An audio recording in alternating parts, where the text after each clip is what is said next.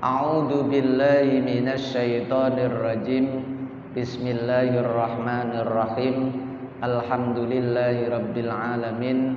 Wassalatu wassalamu ala asyrafil anbiya'i wal mursalin sayyidil awwalina wal akhirin sayyidina wa maulana Muhammadinil amin wa ala alihi at-tahirin was sahabati ajma'in wattabi'in wa tabi'it tabi'ina lahum bi ihsanin ila yaumiddin, amma ba'du. Para bapak, para ibu, hadirin sederek sedaya jamaah Masjid Al-Hidayah ingkang dirahmati Allah Subhanahu wa taala. Alhamdulillahirabbil alamin.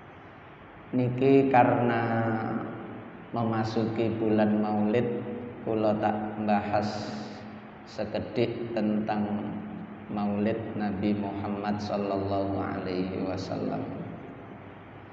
Kanjeng Nabi Muhammad sallallahu alaihi wasallam, mayoritas para ulama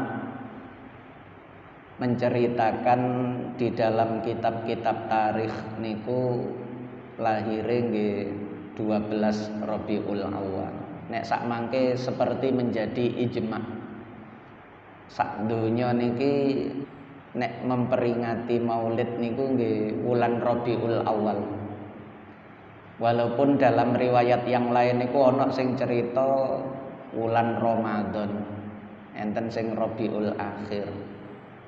Tapi melihat prakteknya niku sedaya niki wulan Rabiul Awal. Tanggal 12. Dulu tidak memiliki tahun, karena tidak punya tahun, nek tanggal bulan itu orang Arab sudah punya nama. Muharram, Safar, Rabiul Awal, Rabiul Akhir, Jumadil Awal, Jumadil Akhir, Rajab, Sya'ban, Ramadan, Syawal, Dzulqa'dah, Dzulhijjah niku nama-nama lama sebelum Islam, sebelum Kanjeng Nabi pun enten. Nama itu sudah ada. Ketika Kanjeng Nabi lahir belum ada tahun Hijriyah. Tahun Hijriyah niku pencetusnya adalah Sayyidina Umar. Zaman Kanjeng Nabi, zaman Abu Bakar belum ada. Penanggalan tahun itu belum ada. Sehingga orang nggih sak senenge.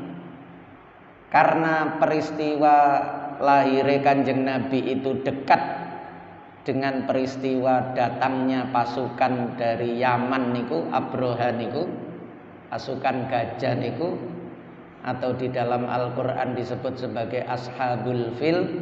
Alam taro kaifa fa'ala rabbuka bi ashabil fil.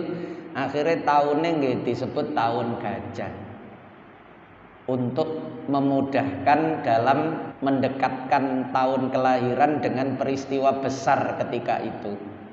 Wong biyen nggih ngonten.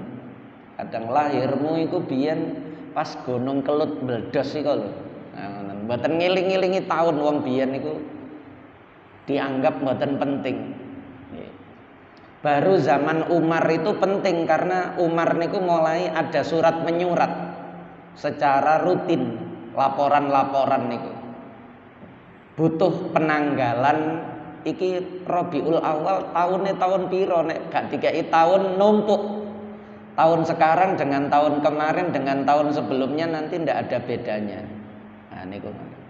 Lah peristiwa Ashabul Fil niku adalah ketika gubernur Abroha niku sebenarnya bukan raja. Abroha niku cuma gubernur di bawah kekuasaannya Raja Habasyah Ethiopia. Jadi kekuasaan Habasyah sekarang Ethiopia itu dulu sampai nyebrang ke Jazirah Arab, terutama Yaman itu. Karena lurus nyebrang lautnya niku nggih Yaman niku. Sing selatnya itu lautnya tidak terlalu panjang, tidak terlalu lebar.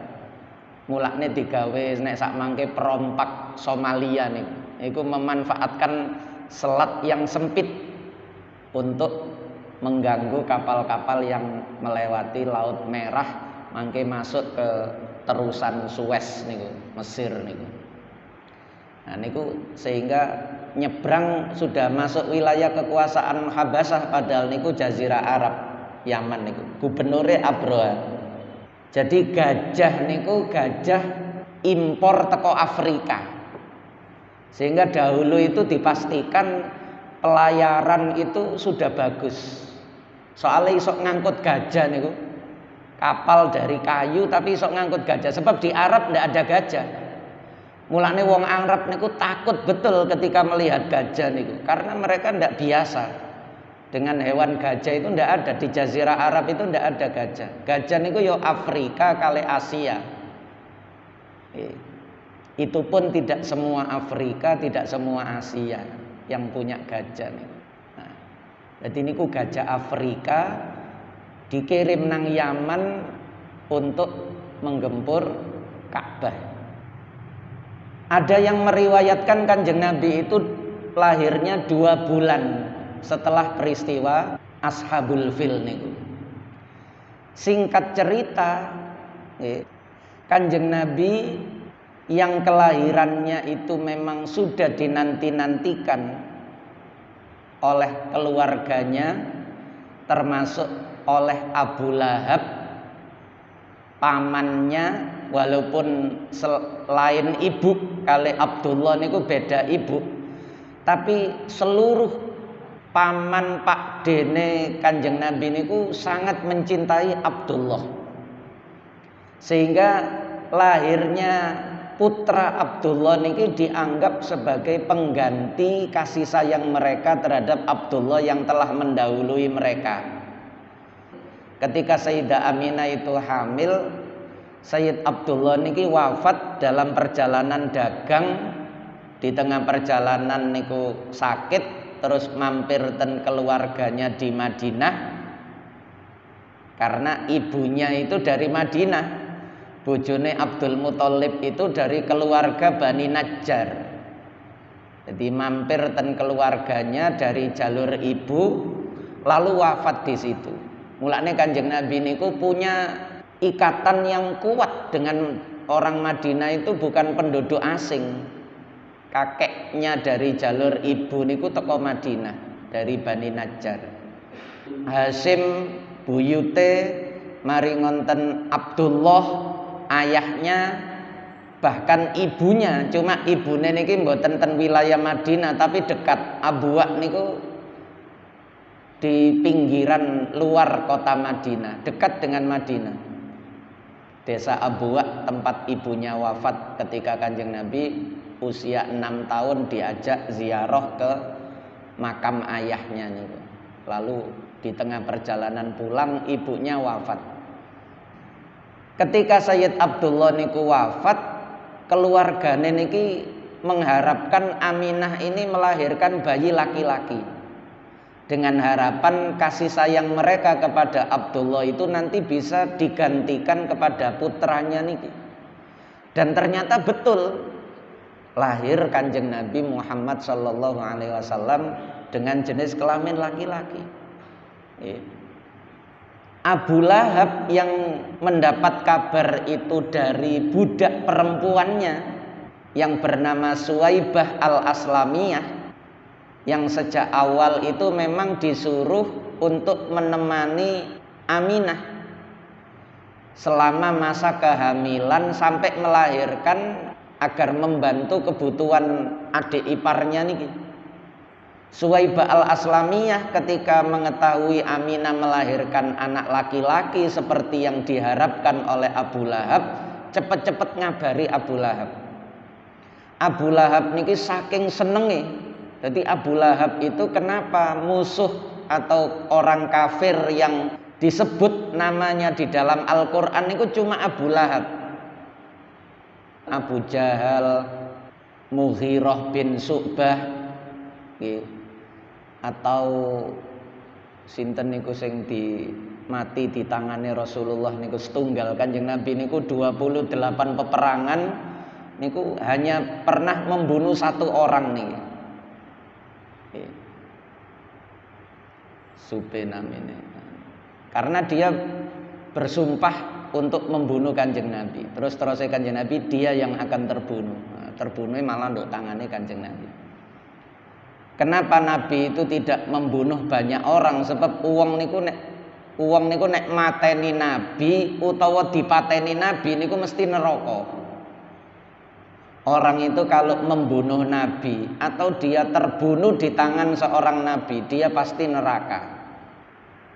Saking senenge Abu Lahab ketika mendengar kabar kelahirannya Kanjeng Nabi dari Suwaibah al-Aslamiyah, Suwaibah yang asline budak perempuannya itu kemudian dimerdekakan. Dimerdekakan, tapi dia tidak boleh pergi meninggalkan rumah Aminah sampai Aminah sudah sehat pulih kembali setelah melahirkan itu. Sehingga Suwaibah al-Aslamiyah niku termasuk nama perempuan yang pernah nyusoni Kanjeng Nabi. Jadi dia itu adalah budak perempuannya Abu Lahab yang dimerdekakan lalu diperbantukan di rumahnya Aminah. Lah, kisah Abu Lahab memerdekakan niki diabadikan di dalam Sahih Bukhari. Bahwa Abu Lahab itu setiap hari Senin niku siksanya oleh Allah diringankan. Dikatakan diringankan niku dikasih setetes air seujung kuku. Barokahe tahu seneng karo lahire Kanjeng Nabi Muhammad sallallahu alaihi wasallam. Jadi barokahe tahu seneng karo lahire Kanjeng Nabi niku Abu Lahab itu masih mendapatkan manfaat. Siksane diringanno, tetap disiksa wong neraka. Dan dia dikasih setetes air seujung kuku niku wis nikmat luar biasa. Kisah sing ditampilkan di Sahih Bukhari yang diceritakan oleh sahabat Abdullah bin Abbas yang tidak lain juga keponakannya Abu Lahab atau sepupune Kanjeng Nabi itu, lalu digubah dalam bentuk syair oleh Imam Al-Maqdisi, Syamsuddin Al-Maqdisi, dalam bait-bait beliau yang sangat terkenal. Napa nika? Idza kana hadza kafiron jaa dhammuhu bitabbat yadahu fil jahimi mukhallada ata annahu fi kulli yaumis naini daiman yukhaffafu anhu bis sururi li ahmada famadhannu bil abdil ladzi tula umrihi li ahmada masruran wa mata muwahhida. Kalau Abu Lahab saja idza kana hadza jaa dhammuhu bitabbat yadahu, kalau Abu Lahab yang nyata-nyata kafir yang diabadikan celaka dalam surat Tabbat yada Abi Lahab niku diriwayatkan ata annahu fi kulli yaumis naini daiman yukhaffafu anhu bisururi li ahmada. Diriwayatkan dalam Sahih Bukhari bahwa dia itu setiap hari Senin yukhaffafu anhu, siksanya itu diringankan bisururi li ahmada, sebab pernah merasakan kegembiraan terhadap kelahirannya Kanjeng Nabi Muhammad sallallahu alaihi wasallam. Padahal niku kafiron. Idza kana hadza kafiron jaa dhammuhu bitabbat yadahu fil jahimi mukhallada ata annahu fi kulli yaumis naini daiman yukhaffafu anhu bisururi li ahmada. Nek kafir ae koyok ngono riwayate nduk Sahih Bukhari niku. Famadhannu bil abdil ladzi tula umrihi li ahmada masruran wa mata muwahhida. Lalu menurut kamu bagaimana orang yang sepanjang hidupnya itu tula umrihi niku. Dia selalu merasa cinta gembira dengan Nabi Muhammad. Buktine nek salat diwacakno sholawat. Lesannya itu setiap hari tidak pernah sepi dari membaca sholawat kepada Nabi. Dan dia mati dalam keadaan bertauhid, wa mata muwahhida. Kira-kira ya napa? Nek sing kafir ae barokahe pernah seneng karo Kanjeng Nabi, disiksa tapi diringanno nek dina Senin itu. Bagaimana menurut kalian orang yang mati dalam keadaan beriman dan sepanjang hidupnya itu dia mencintai Kanjeng Nabi, sing tahu seneng diluk karo Kanjeng Nabi? Sebab Abu Lahab niku istimewa, cintai nang Kanjeng Nabi niku luar biasa. Berubah niku kan ketika Kanjeng Nabi diangkat menjadi rasul. Nggih. Berubah niku ketika Kanjeng Nabi diangkat menjadi rasul. Sebelum itu bahkan Abu Lahab niku kali Kanjeng Nabi niku pernah besanan. Dua putra Abu Lahab namanya Utbah dan Utaibah, laki-laki. Niku dua-duanya niku menikah dengan dua putrinya Kanjeng Nabi, Sayyidah Ruqayyah kali Ummi Kulsum. Utbah mendapatkan Ruqayyah, Ummi Kulsum mendapatkan Utaibah, adik Utbah. Jadi istimewa. Omahe karo Kanjeng Nabi yo idek ketok ngono. Teko omahe Abu Lahab, omahe Kanjeng Nabi niku kelihatan.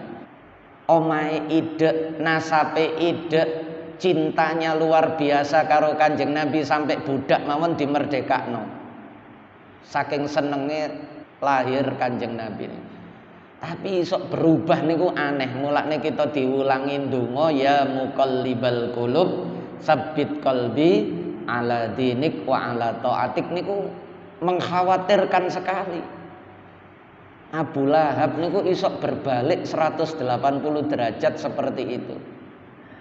Ketika Kanjeng Nabi diangkat menjadi rasul, Abu Lahab niku Kanjeng Nabi ngumumno nangone penduduk Mekah naik ke Bukit Sofa. Bukit Sofa niku bukit yang paling dekat dengan Ka'bah. Nek Marwah rada ngalor. Lebih jauh lagi 500 meter lah kurang lebih. Nek Sofa niku paling dekat. Niku Kanjeng Nabi naik ke Bukit Sofa terus mengatakan bahwa beliau Rasul. Seandainya saya memberitahu kalian kalau di balik bukit ini ada musuh yang mau menyerang Mekah, kalian percaya ndak? Oh percaya, karena kamu sejak kecil ndak pernah bohong.